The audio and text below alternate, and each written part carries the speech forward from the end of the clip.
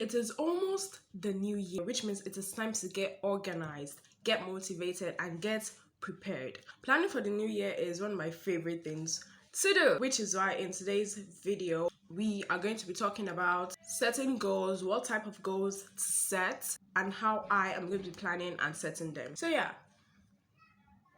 let's get into the video.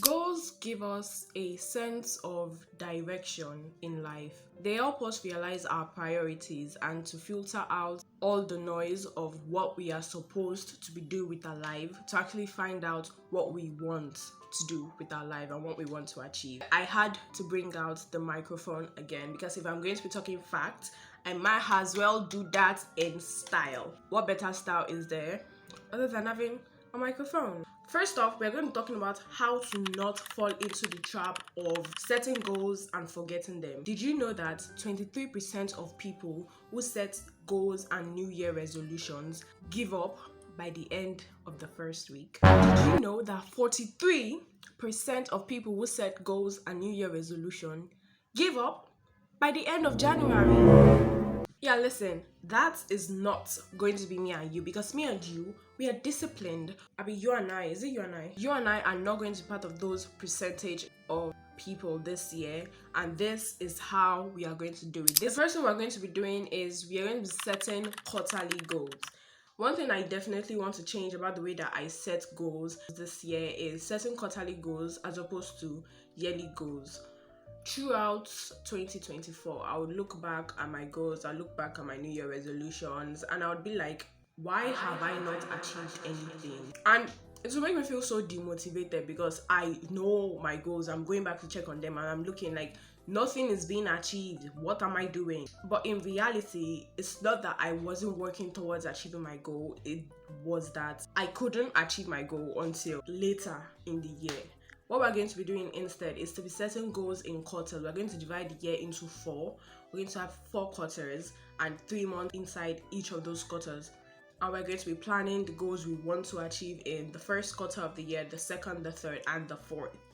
Okay, we're going to be setting new goals every 3 months and review them at the end of those months, which means we also get to create 4 vision boards. Okay, so I want to talk about some examples of goals to set because I was trying to brainstorm some goals that I wanted to set for 2025, and I was like, where do I even start from? If that is you, if you want to take your life seriously, you want to set goals, you don't know where to start from, this is what is going to help you. What you're going to do is you're going to break your life into sections. Everything in life fits into one of these categories. So these are the type of goals you're going to set. First up, we have academic goals. If you're in school, if you're a scholar, if you're chasing that degree, if you're being that girl in the academic section, what you need is to set academic goals. So goals like this could be passing that exam. It could be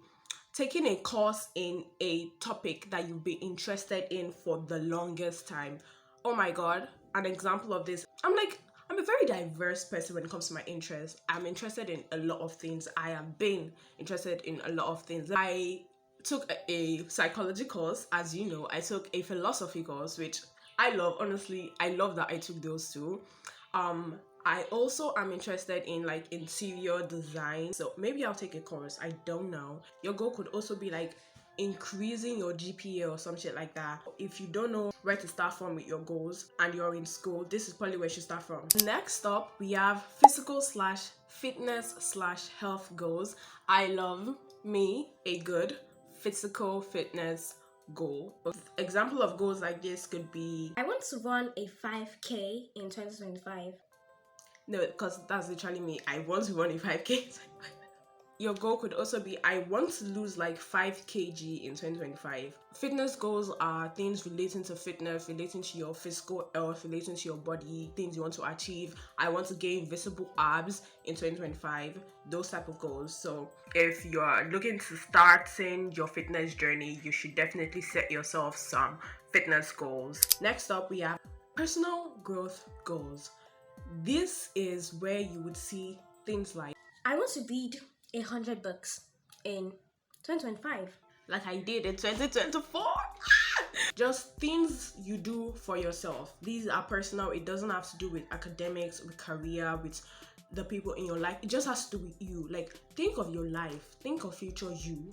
What do you want to have achieved by then? That is what this personal growth goal is all about. So we have financial goals. I feel like this is very self-explanatory. I don't know. I'm not the right person to be giving financial advice. So I'll just end it there. So we have relationship goals, not just with like in romantic relationships, but also in like friendships and familial relationships. Let me give you an example of like something that I already did in my personal life. I asked my friends, how do you think I could be a better friend to you in 2025? How do you think we could improve our friendship? We came up with something like having weekly or like bi-weekly check-ins with each other, telling each other our goals so we could keep each other accountable. I also did the same thing with my sisters. I'm like, how do you think I can be a better sister to you? How do you think we can improve our relationship? Because honestly, in 2024, one of my goals was to improve the relationship with my family, and I really think I did that. Like, I really hit the nail on the head with that when it comes to my sisters, because we are so close. I tell them everything. But the point is, you could try to improve the relationship, try to improve the quality of the relationship in your lives, and that could be a goal for the new year that you're going to set for yourself. Next up, we have creative goals. Let's just say it's like your hobbies, things you do creatively. So this is where my YouTube goal will come in, because I don't do YouTube for finance yet. I'm not making money, but if you want to help me make money on YouTube, why don't you try subscribing? Yeah, subscribe and watch this video to the end. Also like and leave a comment, because I love reading you guys' comments, but you don't leave enough comments for me to read, so it makes me really sad.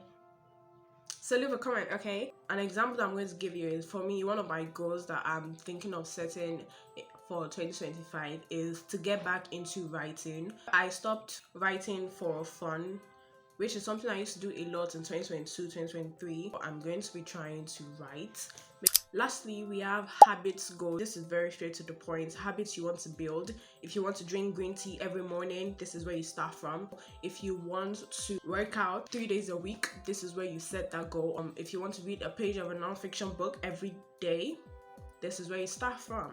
So I hope this section sort of helped you know how to set goals that will keep you accountable and what type of goals to set. So after this video, don't you dare say you don't know where to start from, because I literally gave you a step-by-step guide. Okay, so I switch up the angle a bit to make it a little bit more interesting and to give you another like angle of my face. The next tip we are going to use to make sure we are not procrastinating on our goals, we're not giving up, is we are going to be having weekly check-ins. The one way that I was able to keep track of all my goals in 2024 was definitely checking on them every week. And this is so easy. It's not something that will take your time. All you need to do is every week or every 2 weeks, just check up on your list of goals and ask yourself these questions. Have I made any progress with this goal? What can I do this week that will bring me closer to achieving this goal? Do I still want to achieve this goal, and does it still align with the life that I'm trying to create for myself? Just 4 questions. Just ask yourself these 4 questions. After asking yourself those questions, you will create actionable steps that will bring you towards achieving the goal. For example, one of my goals last year or this year, since we're still in 2024, was to read 100 books. So anytime I had my bi-weekly or weekly checkups, I would see how many books have I read? Have I been enjoying the books that I'm reading? And I would ask myself, do I still want to achieve this goal? Yes, I do. What can I do that will bring me closer to achieving the goal? Number one, that book that I'm reading that is putting me in a reading slump, toss it out. I do not need to finish it for no reason. Number two, find a new book that will reignite my interest in reading, that will remind me why I want to achieve my goal of reading 100 books, and start reading that book. Then make reading an enjoyable experience. You can add these weekly check-ins into your Sunday resets. Just add this little tiny step. Just make your life easier, so that at the end of 2025, you look back on your year and you're like, wow, I'm so proud of myself. That is the feeling that we want to create. Okay, listen. To not become a part of the 28% of people that quit their goals just a week After setting them, we are going to need some tools to keep us organized and to keep us on track. So, listen, I have a list for you. These are the tools that I swear by, the tools that my organization skills, everything is based on this list that I am about to give you. So you better cherish it. To know that I mean business, I have my laptop right here. Technically, I'm reading off my script, but that's besides the point. So number one, we have Google Calendar. This is a no-brainer. If you are not using Google Calendar already, what are you doing? I plan my week on Google Calendar. It is so easy. You can move things around. You can color code things to be organized. Just having things organized and in a color coded way just makes life easier. If you can hear a dog barking. Tool number two that we are going to be using are physical planners or journals. Listen, listen, listen, listen, listen, listen, listen, listen, listen, listen, listen, listen, listen. Hey, listen, listen. Okay, when you plan your week on Google Calendar, you still need like a little book of to-do list. You need a long ass to-do list. You need just something that when you sit down and you say, God, I'm ready to work, I'm ready to study, I'm ready to be productive, it always starts with writing a simple ass to-do list. That is what this physical planner, this to-do list, this journal is going to be for. It's for in the moment productivity to-do list moments. Okay, if you already have a journal, you can use a journal for this. I use my journal to write my to-do list. It's like a journal spread. It's pretty cute in my opinion. Tool number three is kind of like Notion. Everybody knows Notion. There are so many free Notion templates you can use. Notion didn't work for me, so I just created my own Excel spreadsheet planner and I've been using that, sticking to it. It's pretty aesthetic. It's pretty cute. The key to being organized and staying on track is just to make everything fucking cute. It's not that hard. Like, I don't know why everybody complicates everything. Just make it pretty. Add pink. Pink does everything. Pink is like my favorite color. It fixes everything. Come on. So next up, we will need a to-do list. Listen, a digital to-do list app.